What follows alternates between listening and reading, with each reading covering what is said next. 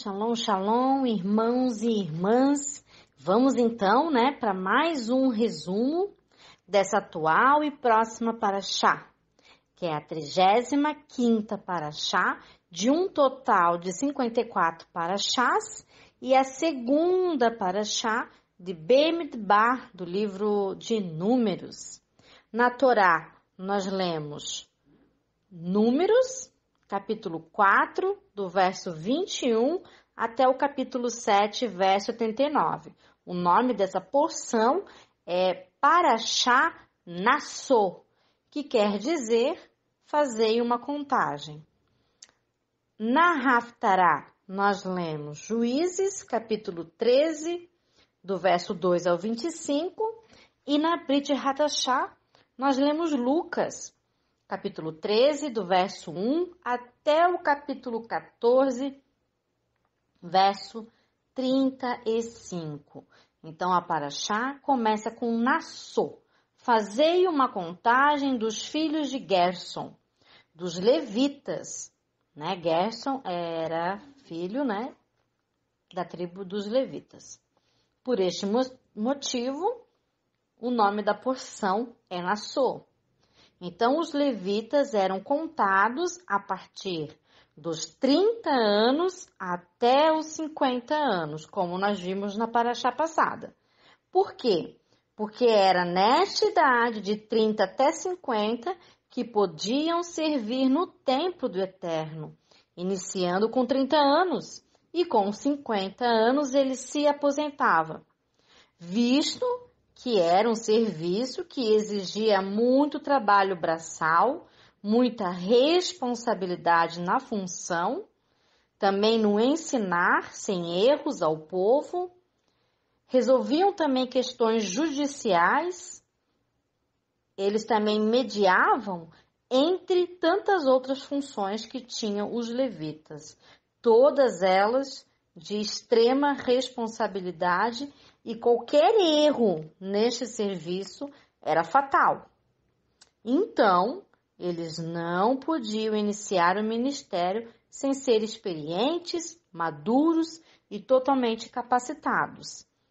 O apóstolo Paulo, o apóstolo Shaul, instrui a Timóteo, em 1 Timóteo, capítulo 3, do verso 6 ao 7, para que ele não colocasse como líder um neófito, ou seja, um novo na fé como líder, não pode, pois ele não está maduro, não está capacitado, e ele pode, como é um neófito, um novo na fé, ele pode facilmente se ensoberbecer, ensinar errado, errar e levar a congregação inteira ao erro.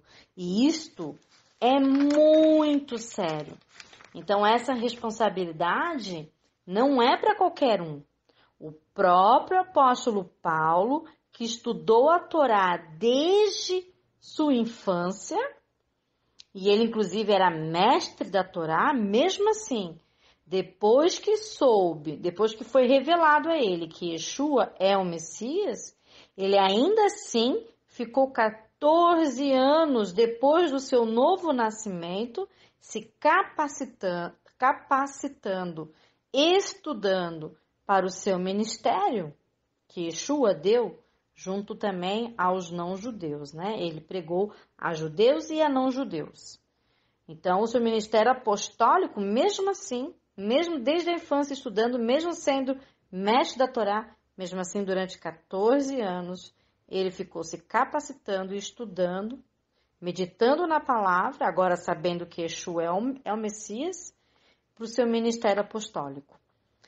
E o apóstolo pede, em 1 Timóteo, capítulo 5, verso 22, que a ninguém Timóteo impusesse precipitadamente as mãos, que a ninguém ele ordenasse precipitadamente, que não tem também ainda, por ser novo na fé, uma vida de exemplo. Então, você não pode... Aqui, o impor a mão é o fato de ordenar aquela pessoa a ser um líder, Então, ele não poderia fazer isso com o neófito, porque O neófito muito menos também tem exemplo ainda, né? Não pode ser responsável pela vida de outro, porque até mesmo ele está aprendendo. Então, há um padrão na Torá, há um padrão na Brit Hadashah, onde temos um grupo de homens escolhidos para trabalharem e desempenharem uma determinada função e propósito. Então, Adonai tem para cada um de nós funções e propósitos diferentes. Você deve orar e pedir para Hashem te revelar o seu propósito, ou os seus propósitos, e as suas funções que ele quer de você. Precisamos de um período mínimo de treinamento e aprendizado. Então, nós passamos por 4 fases, ou deveríamos passar. A primeira fase é aquela que parece uma criança, né? É mais infantil, é neófita, que diz: o que é meu, e o que é teu é meu também. A segunda fase diz, aí parece um jovem: o que é meu, e o que é teu é teu. A terceira fase diz: o que é meu é teu, e o que é teu é meu. Aqui você vê mais uma pessoa um pouco mais madura. E a última, muito mais madura em sua plenitude, é o experiente, que ele diz, ó, o que é meu é teu, e o que é teu. Aí você vê uma pessoa servindo, né? Um servo. Então, os Gersonitas, vemos nessa paraxá, eles transportavam e cuidavam dos tecidos do templo, né? As cobertas, as cortinas, etc. Os filhos de Merari levavam as tábuas do templo móvel, seus varais, colunas, bases, estacas, cordas e utensílios. Então, você vê as tribos do Eterno, as tribos levitas, carregando o templo do Eterno, o reino do Eterno, a morada do Eterno, a casa do Eterno. E assim somos nós, quando obedecemos a Deus, nós estamos levando também a morada do Eterno para os que estão próximos a nós, né? Estamos levando Deus, né, a cada pessoa. Dos coatitas, 2.750 homens de 30 anos a 50. Dos Gersonitas, foi um total de 2.630 homens, de 30 anos a 50. Lembre, né, que essa paraxá falava fazer uma contagem. Dos Meraritas, totalizou 3.200 homens de 30 anos a 50 anos. Totalizando, então, os três aqui, da tribo de Levi, 8.580 levitas, homens de 30 anos a 50, aptos ao serviço do templo. Percebam que não há mulheres com serviço no templo, né? Isso é algo que podemos refletir, né? A mulher pode ensinar didaticamente sob a autoridade do seu marido, mas a mulher, ela não é guia espiritual, não pode, né? Somente o homem capacitado ainda. E você vê aqui que é um cuidado também que o Adonai teve com as mulheres. O serviço do templo é um serviço braçal, pesado e muito arriscado. Então, o Eterno poupou as mulheres, mas deu a mulheres outras funções, que elas podem estar auxiliando, mas não ali, né, como líder, né? Digo líder numa congregação. A mulher não pode ser guia espiritual.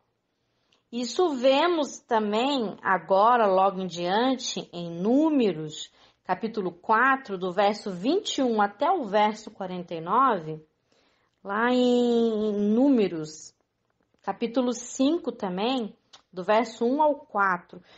Isso que eu li até agora estava no capítulo 4, né, do verso 21 ao 49. E em Números, capítulo 5, do verso 1 ao 4, para que não houvesse contaminação no arraial entre o povo, todo o que tivesse doença infecto-contagiosa, ou que fosse um leproso, tivesse uma doença de pele contagiosa, ou um fluxo, ou uma imundície de contato com o morto, que pudesse vir a contaminar, então, toda a congregação, todo o povo.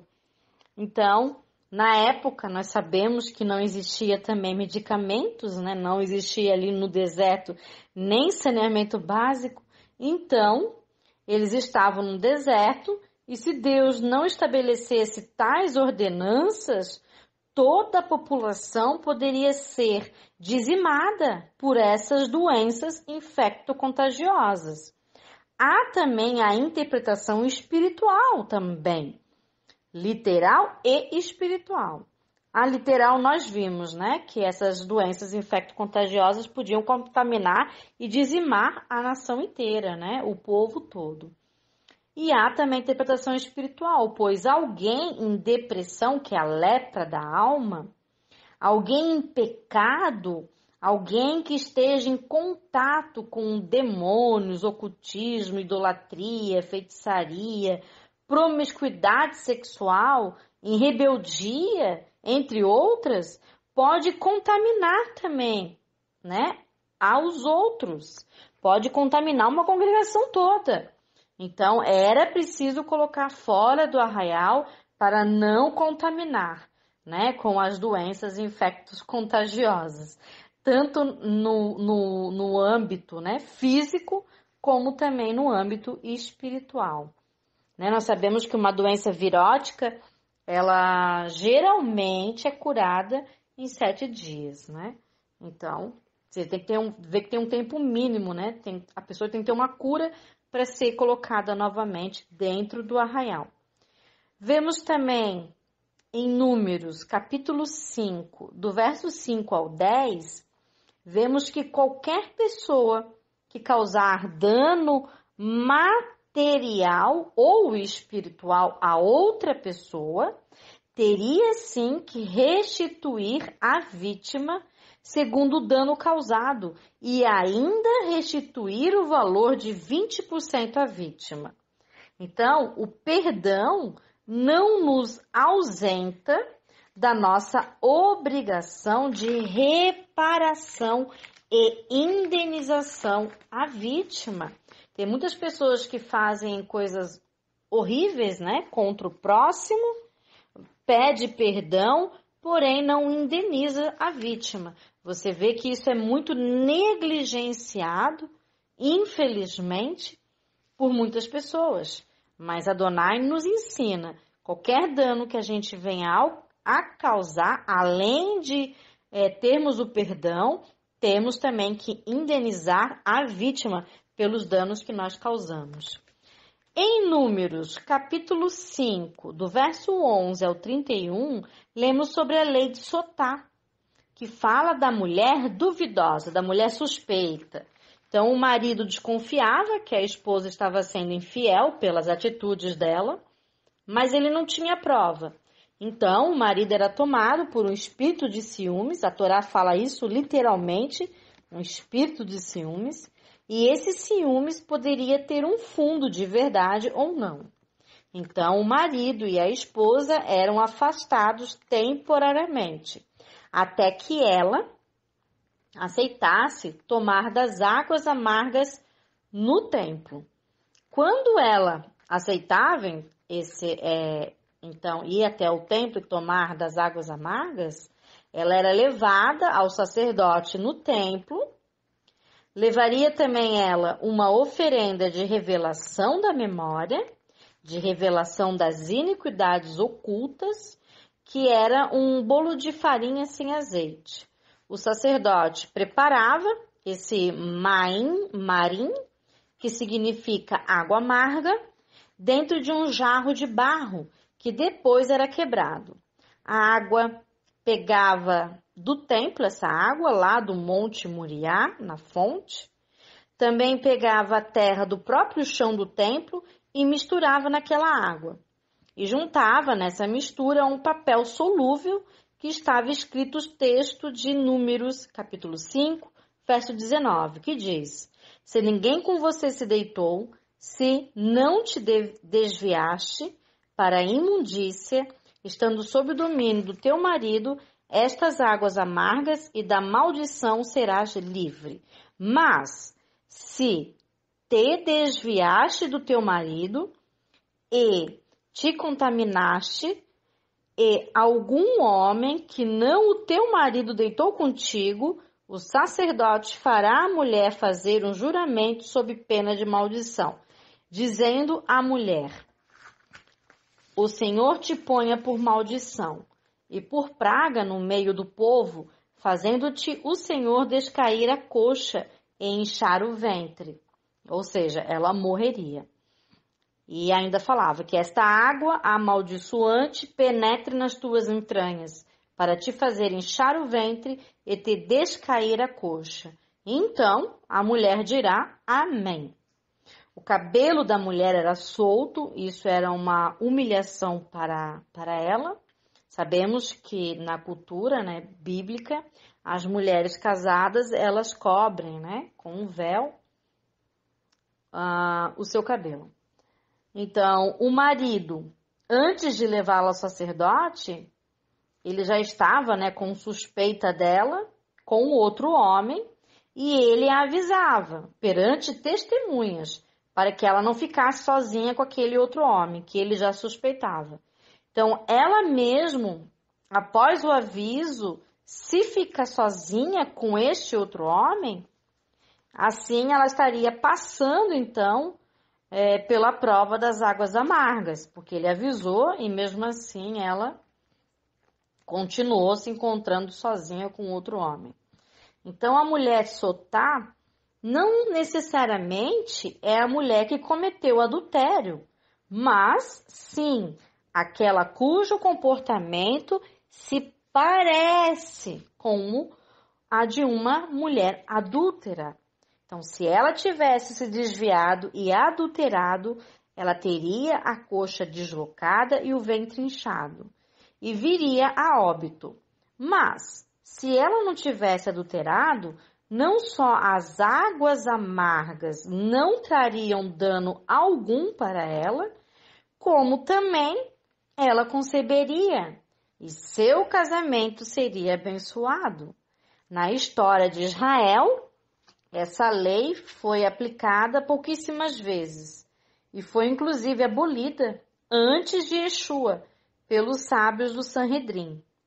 Tem rabino de Israel que diz que foi aplicada essa lei uma única vez e a mulher era realmente culpada.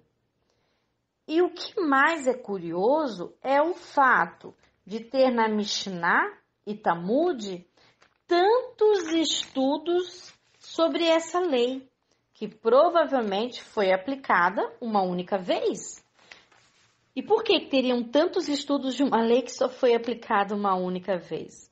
Então, os rabinos, eles não estavam preocupados com a literalidade da lei, mas sim com o que Deus estava ensinando para Israel com essa lei.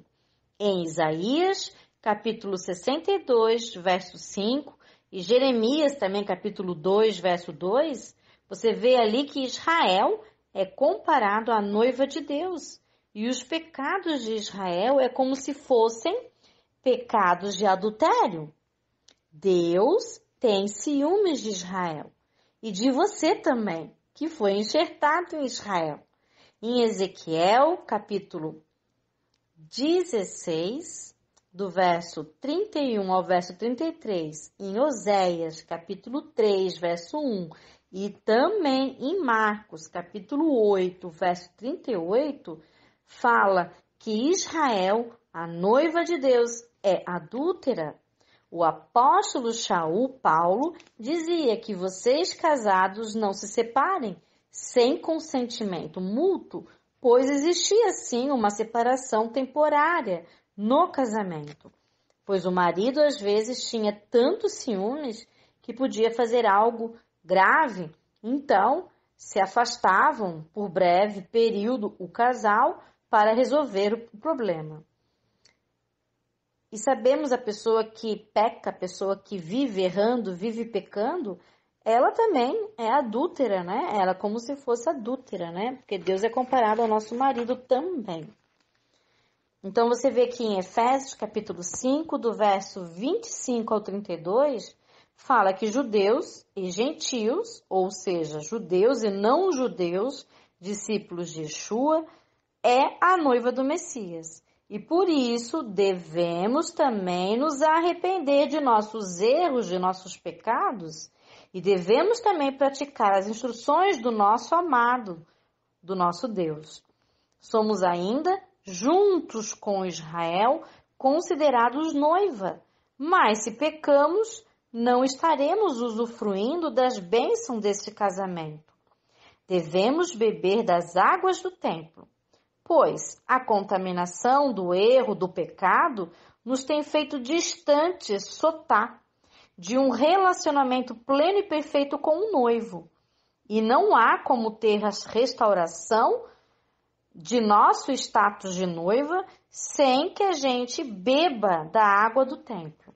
Então, as águas do templo representam o clamor divino para que a igreja volte às suas raízes bíblicas judaicas, como enxertada em Israel, conhecedora da graça e da lei de Deus que caminham juntas, reaproximando a igreja de Israel, sendo co-herdeira, co-participante, co-concidadã com os santos, que são os judeus.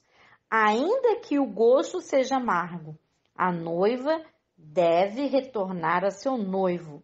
Assim seremos limpos e conceberemos a vida eterna para nós e para outros darem frutos de vida nova a Deus e ao seu próximo. Quais são essas águas do templo?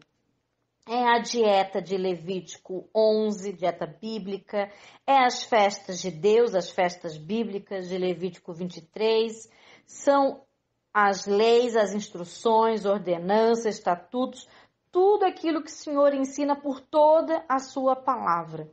Então, essas são as águas do templo, que nós devemos aprender, entender, compreender, praticar, aplicar, guardar no nosso dia a dia.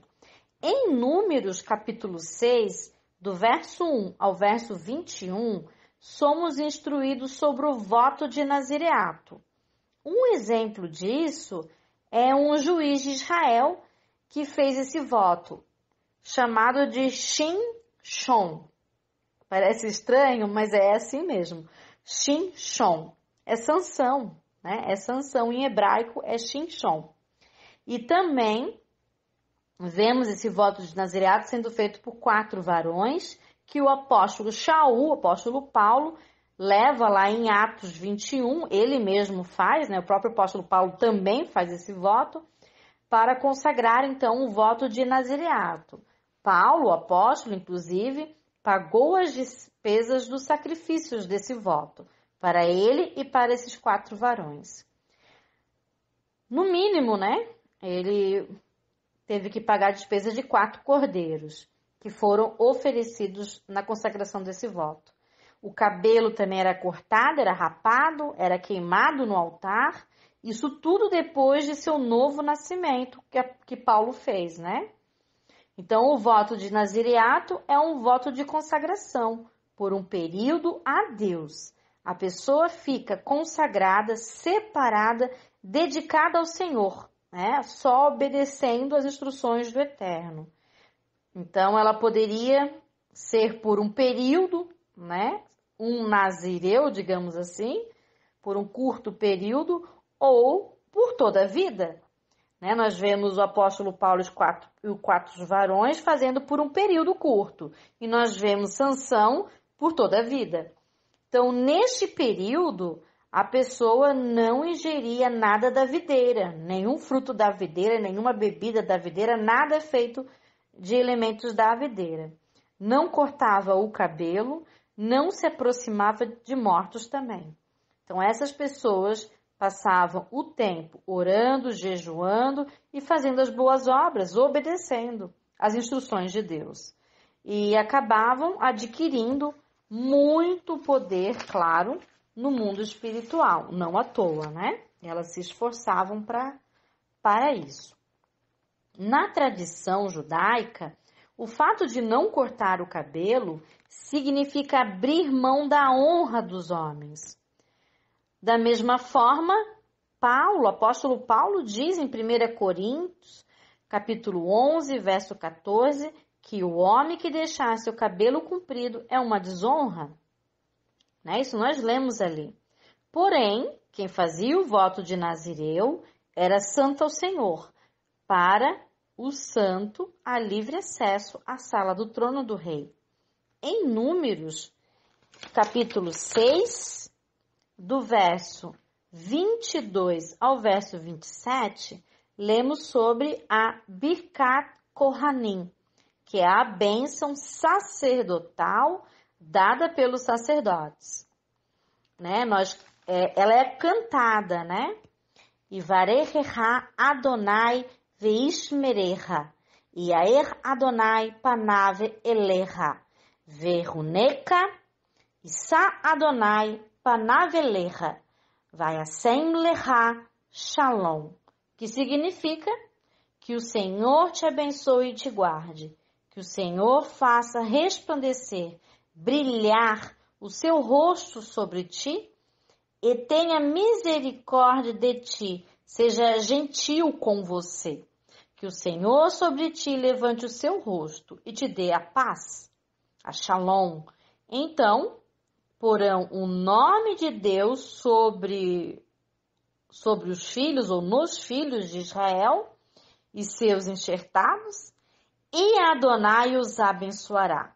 Então, esta bênção é feita até hoje pelos rabinos em suas sinagogas, também pelos roches, né, pelos líderes espirituais de uma congregação e também por seus maridos, né, os esposos, eles abençoam seus filhos, sua esposa, sua família, com essa bênção também de Birkat Kohanim.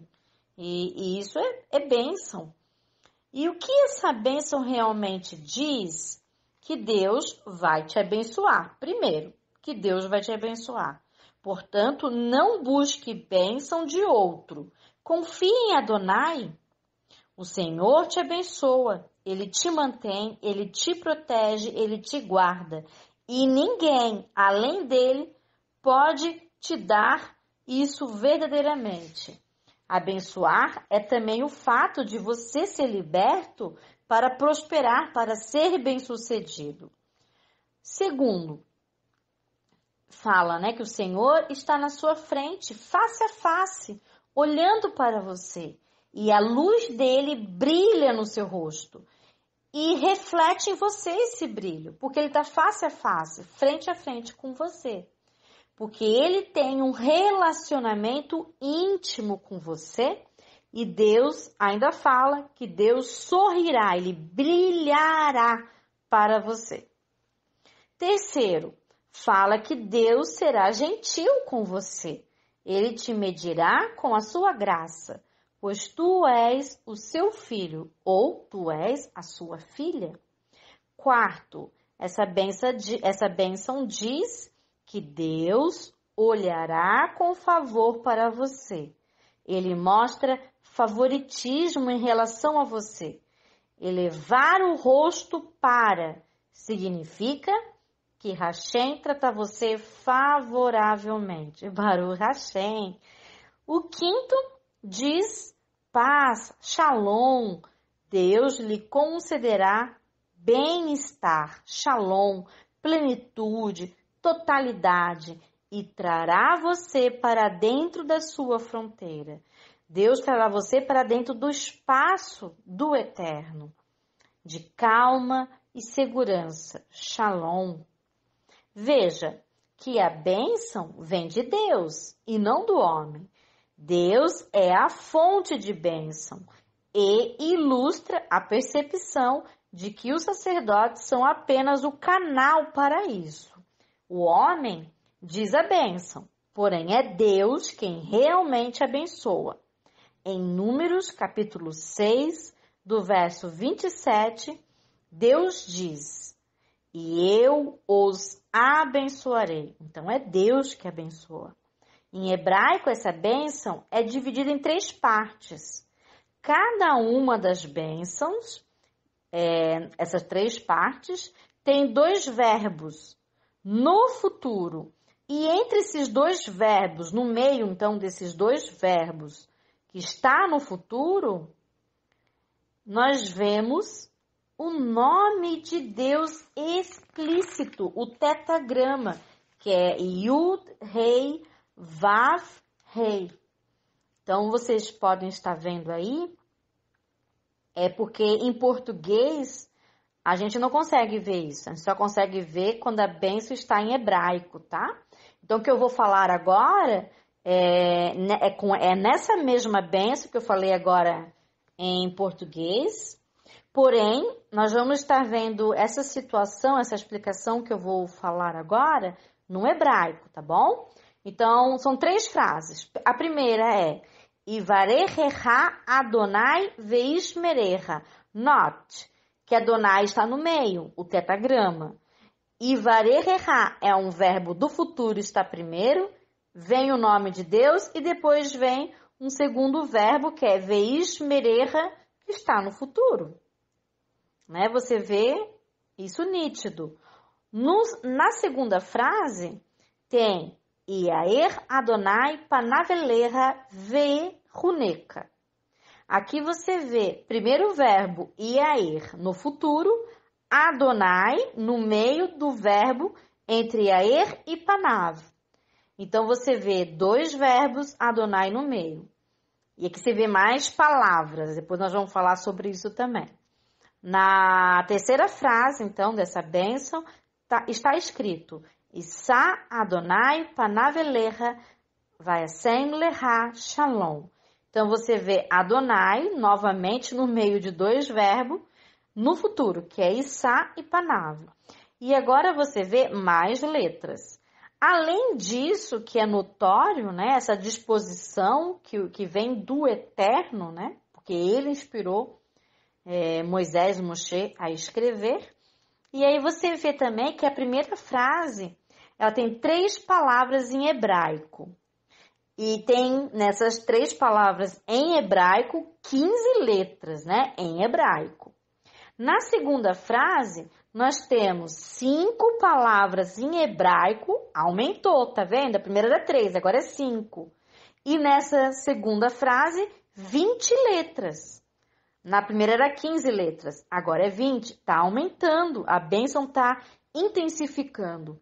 E na terceira frase, que nós vemos, né, Issa Adonai panavelecha vayasem lecha shalom, nós vemos o quê? 7 palavras. 7 palavras. Intensificou, aumentou. Primeiro era 3 palavras, foi para 5 e agora estamos em 7 palavras. E além disso, 25 letras no hebraico. Ou seja, intensificou a bênção. Né? Então, isso é algo assim maravilhoso. Realmente nós ficamos maravilhados com a sabedoria e o conhecimento que o Eterno dá ao seu povo. E isso, irmãos e irmãs, não é coincidência. Realmente há uma intensificação da bênção a cada frase. Né? A primeira bênção é material e terrena, concedida por Adonai. A segunda é uma bênção espiritual e intelectual, dada por Hashem também. E a terceira é uma bênção para a vida eterna, concedida por nosso Pai Eterno. É impossível estar verdadeiramente face a face com Adonai e não resplandecer a luz de Deus. Refletimos, sim, a imagem e semelhança de Deus. No capítulo 7 de Números, diz, levantou, ungiu e consagrou.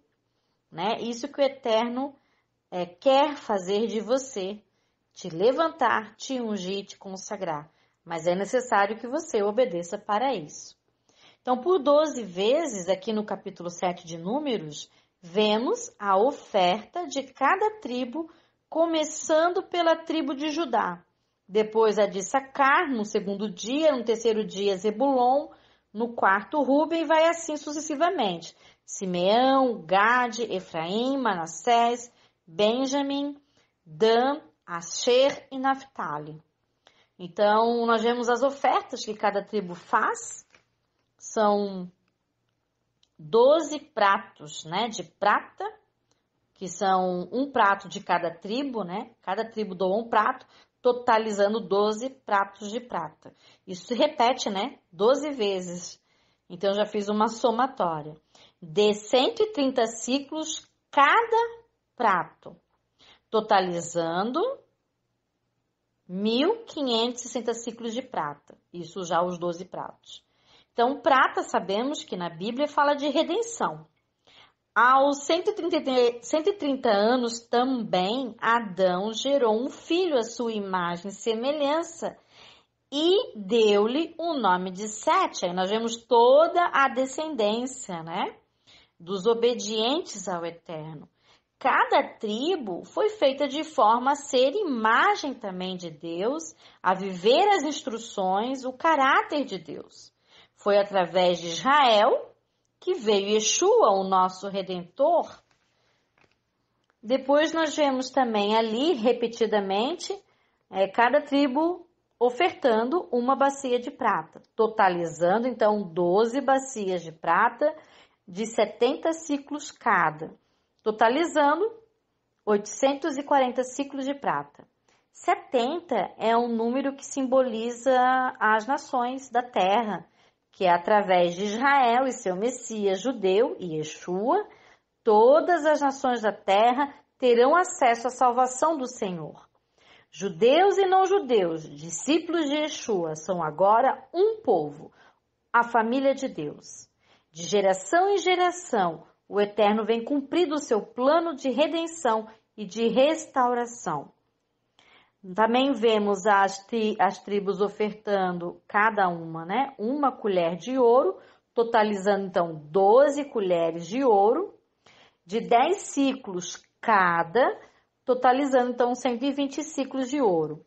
O ouro fala do que é divino, da aliança eterna de Deus com o homem. Ele nos mantém a salvo com o seu caráter, contido nas suas instruções, nas suas leis, né, as 10 palavras ou as 603 instruções.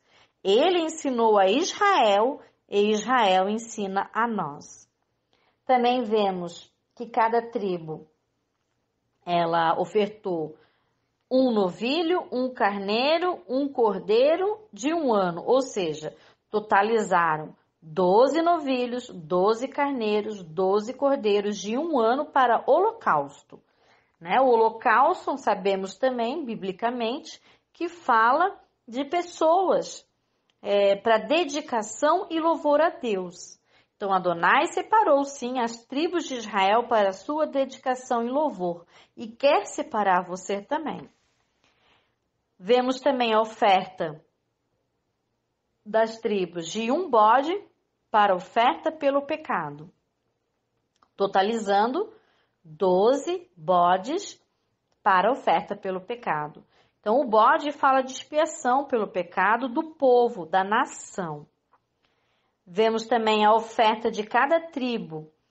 Cada tribo ofertou 2 bois, 5 carneiros e 5 bodes e 5 cordeiros de 1 ano, totalizando então 24 bois, 60 carneiros, 60 bodes, 60 cordeiros de 1 ano, para ofertas pacíficas.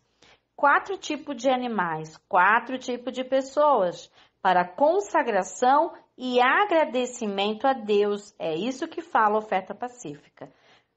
Consagração e agradecimento a Deus.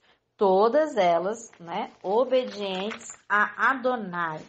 Você vê que são simbolizadas por animais puros. Deus promete que em breve reunirá todas as tribos de Israel em Israel. Isso já vem sendo cumprido desde 1948. Aleluia! Isso nós podemos ler, né? essas profecias que ele faria isso, e está fazendo desde 1948, lá em Jeremias, capítulo 23, verso 3, capítulo 29, verso 14, capítulo 31, verso 8, né? Em Ezequiel também, capítulo 34, verso 13, e entre outras.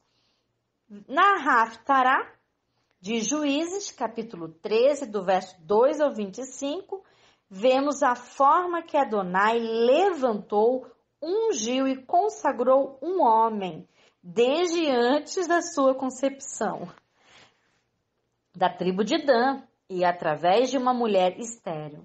A mensagem do anjo do Melahim, que apareceu à mulher, é muito semelhante ao Melahim, ao anjo que falou a Maria, mãe biológica de Yeshua. E veremos por toda esta porção um grande paralelo entre Shimshon, Sansão, e Yeshua. A mãe de Sansão e Sansão, inclusive depois que ele nasceu também, não ingeriam o fruto da vide, desde a aparição desse Melahim. Né? Claro, ele não existia, não era ainda concebido, mas ela, sabendo que conceberia, o próprio anjo falou para que ela não comesse nada da vide. Então, ele foi concebido já numa mãe, numa mulher, que já não estava mais ingerindo frutos da vide. E Sansão, por toda a sua vida, né, ele não ingeriu também. Então, Sansão seria consagrado nazireu, fazendo um paralelo com Yeshua, que ele, né, o próprio Yeshua, é a videira. Ele, Yeshua, também nos disse, depois do seu último Pêssar, do seu último Seder, que ele não tomaria mais do fruto da videira, até aquele dia em que ele beberá o novo vinho conosco no reino de Deus. Isso ele fala em Mateus, capítulo 26, do verso 29. Vejo claramente a primeira aparição do anjo, do Melahim, a mãe de Sansão, com a primeira vinda de Yeshua. Sansão livraria Israel do poder dos seus inimigos, nessa época os filisteus. E Yeshua, quando ele veio, ele livrou Israel do seu inimigo lá no madeiro. Então, nazireu, desde o ventre e até o dia da sua morte. Nazireu significa consagrado, separado, da raiz Nazar. Nazareno significa consagrado a Deus. Isso nós podemos ver em Mateus, capítulo 2, verso 23. Então, a mãe de Sansão conta, né, para o seu esposo, que teve uma visita de um homem de Deus, né? Esse é o termo que está usando ali, um homem de Deus. Como se fosse ele um anjo, um Melahim. Mas o marido parece que não acreditou muito nela e pediu em oração, então, que um Melahim, um anjo, esse homem de Deus, viesse uma segunda vez. Então, ele chama o Melahim de homem de Deus. Tu vê, ele pede uma segunda vez que ele venha. Então, você vê aqui a alusão à segunda vinda de Yeshua.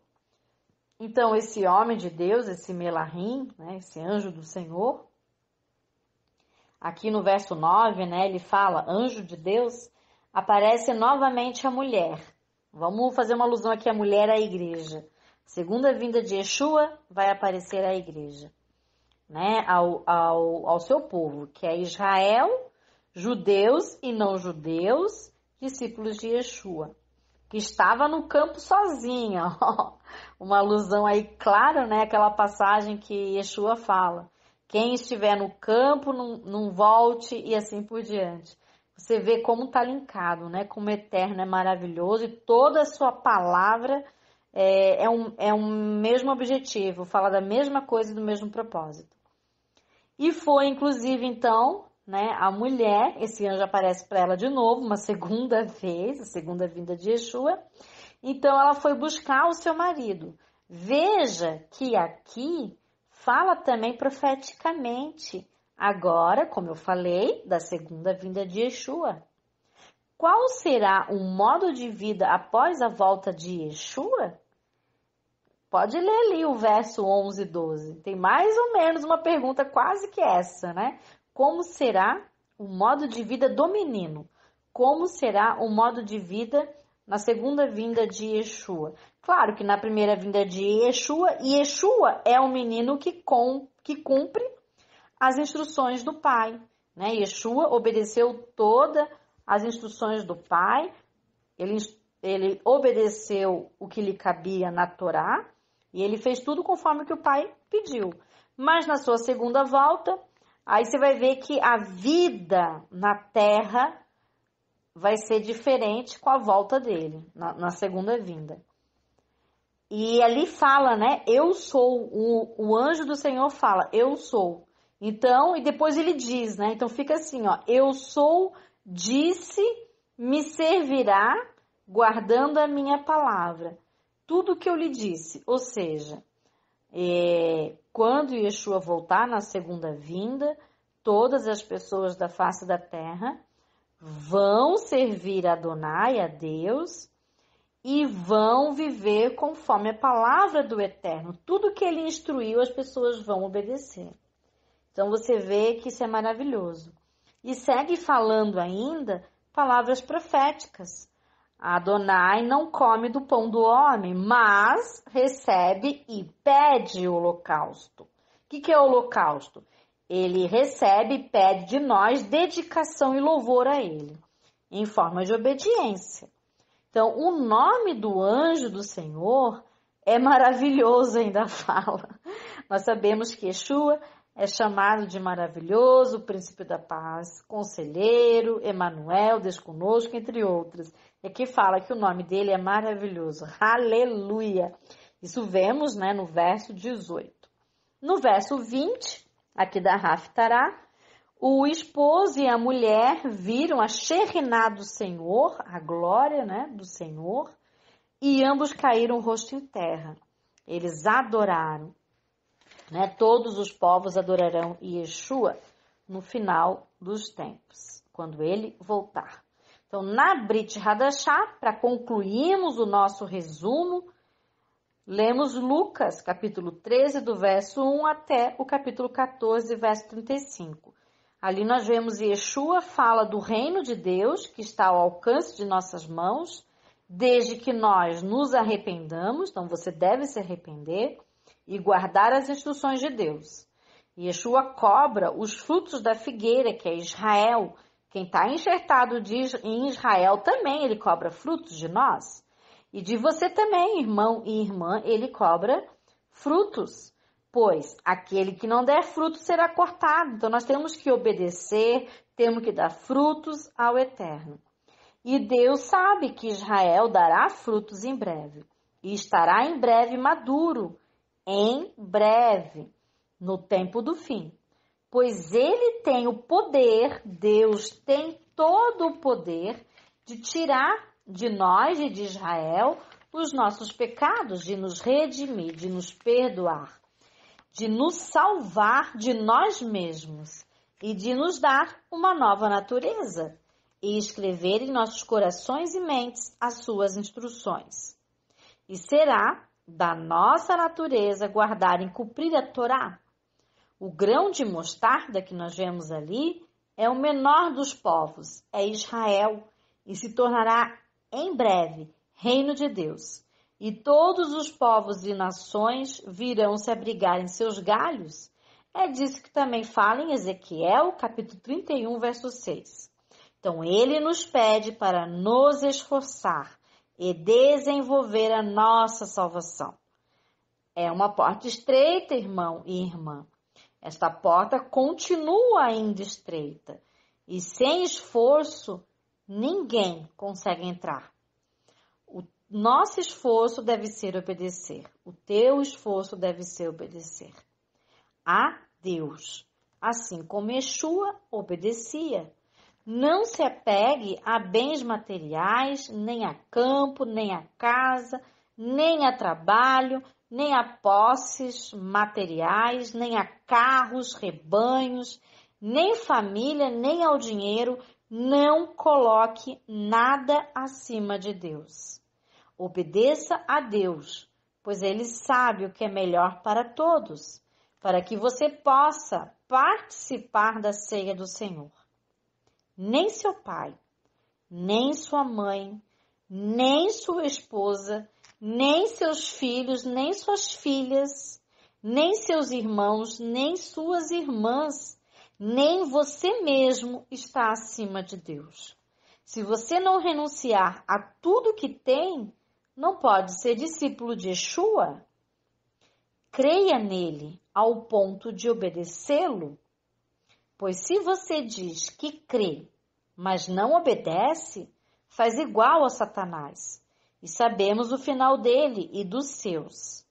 Então, obedeça a Deus para você se manter a salvo. A salvação é dado sem a gente merecer, mas a partir do momento que somos salvos gratuitamente, Deus nos pede agora obediência, pois a graça e a lei andam juntas, e a graça não é de graça. Em troca, Deus te pede obediência a Ele, amor a Ele. Só ama quem obedece. Ele é o nosso esposo, Ele é o nosso noivo, Ele é nosso Senhor, Ele é o nosso Deus. É o mínimo que podemos fazer por Ele, por gratidão, por tudo que Ele nos fez. Então, irmãos, que vocês venham a ler as porções desta paraxá maravilhosa, que é a paraxá Nassô, que vocês venham a meditar, a refletir sobre essa palavra, porque vocês serão verdadeiramente abençoados. E como nós vimos, a bênção de Deus, ela se intensifica, ela aumenta a cada vez mais conforme o nosso esforço. Então, shalom, shalom e bons estudos a todos!